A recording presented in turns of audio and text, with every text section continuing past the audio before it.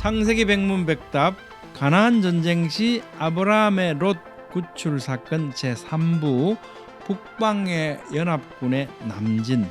여러분의 구독, 좋아요, 알림 설정은 이 사역에 큰 힘이 됩니다.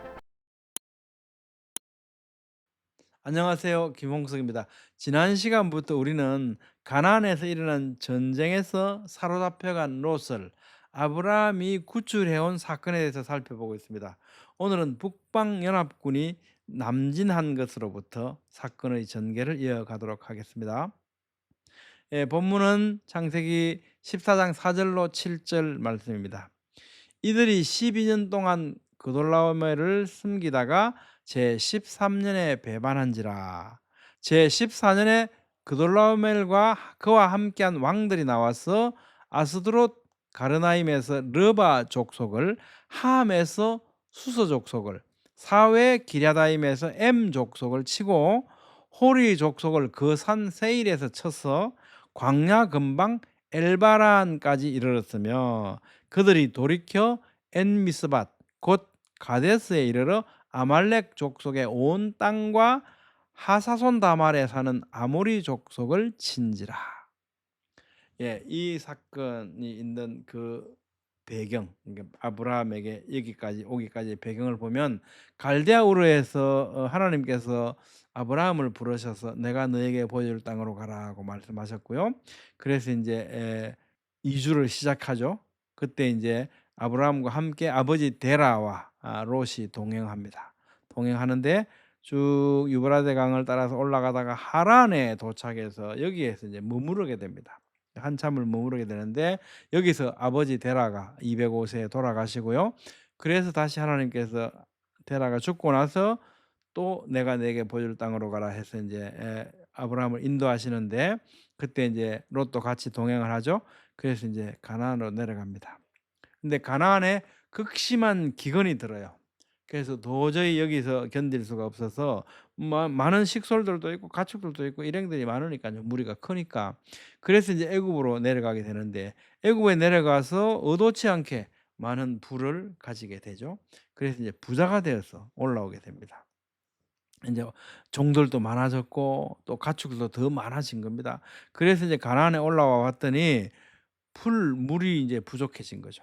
그래서 아브라함의 종들과 또 목자들이죠. 그다음에 이제 이 롯의 종들, 목자들이 서로 이제 물을 차지하려고 싸우는 거죠. 이렇게 이제 다툼이 일어나니까 아브라함이 안 되겠다, 이렇게 해서 각자 이게 갈라져야 되겠다. 이게 함께 다니니까 목초지가 감당이 안 된다. 그래서 이제 분가를 하게 됩니다. 그래서 먼저 이제 아브라함이 롯에게 네가 먼저 택하라 그랬더니 이제 롯이 먼저 택하죠. 양보를 안 하고. 그래서 롯은 요단 온 지역을 베델과 아이 사이로 돌아왔거든요. 이리 돌아와 여기서 이제 동쪽으로 갑니다. 요단 지역. 여기 물이 흐르니까 당연히 물도 풀도 많았겠죠. 여기 가서 여기서부터 남쪽으로 쭉 내려가서 소돔까지 내려가게 됩니다. 소돔에 롯이 살고 있다가 북방 연합군한테 잡혀가는 거죠.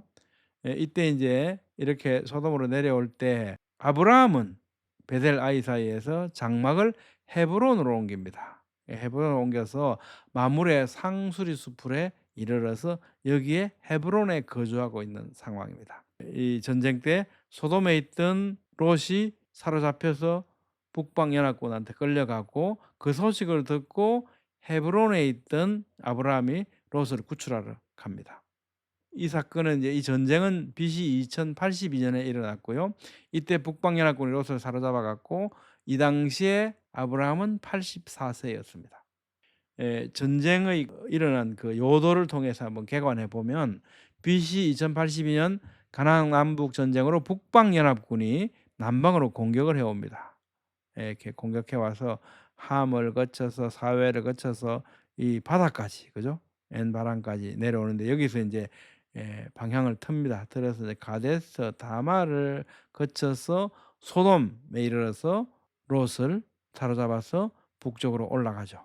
이 소식을 듣고 이 헤브론에 있던 이 아브라함이 롯을 구출하러 북쪽으로 가죠. 그래서 단을 거쳐서 호바까지 가서 롯을 구출해서 데리고 옵니다. 그래서 구출해서 복귀하는 길에 살렘, 살렘 이 근처에서 멜기세덱을 만나죠. 멜기세덱이 나와서 아브라함을 축복하고 아브라함은 멜기세덱에게 12조를 바칩니다.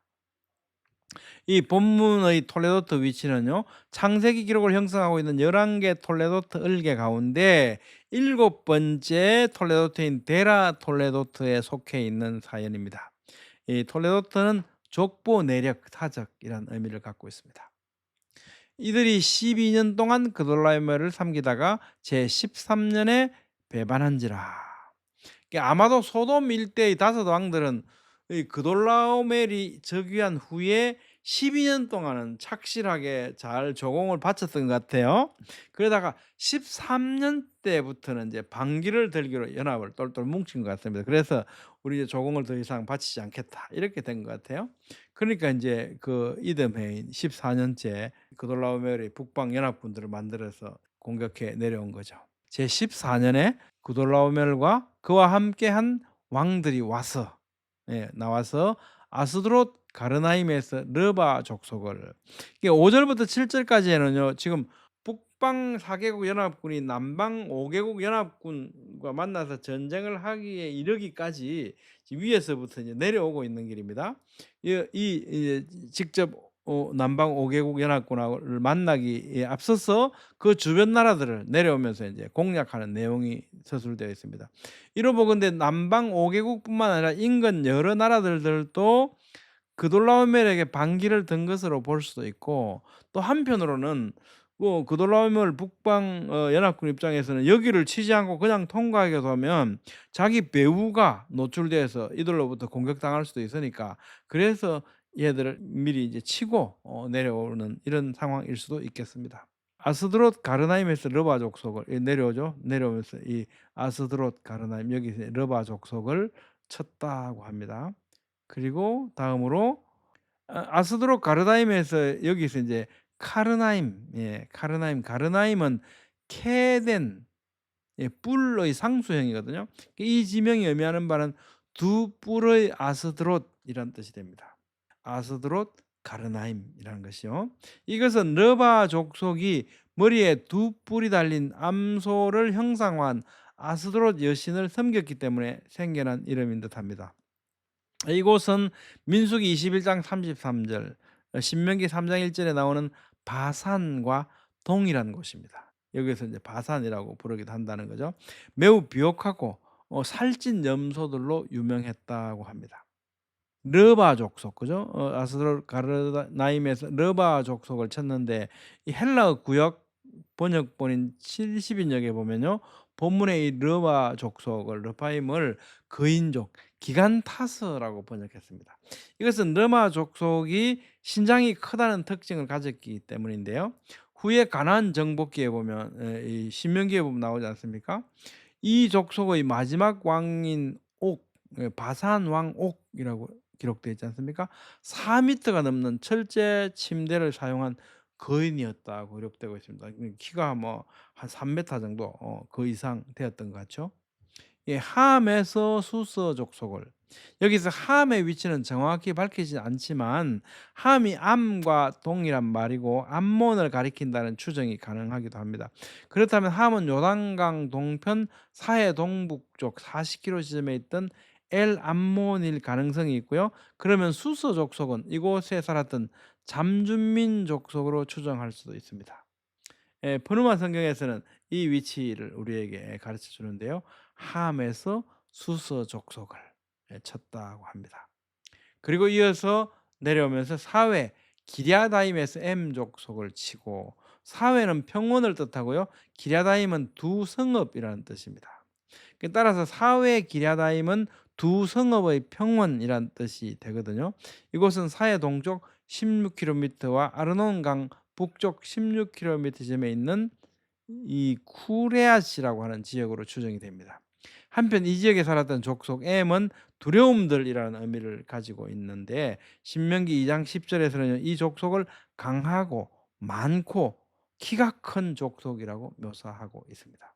이 지역이죠. 사해 동쪽, 지금으로 보면 사해 동쪽 사회 기랴다임에서 M 족속을 쳤다고 합니다. 호리 족속을 그 산 세일에서 쳤다.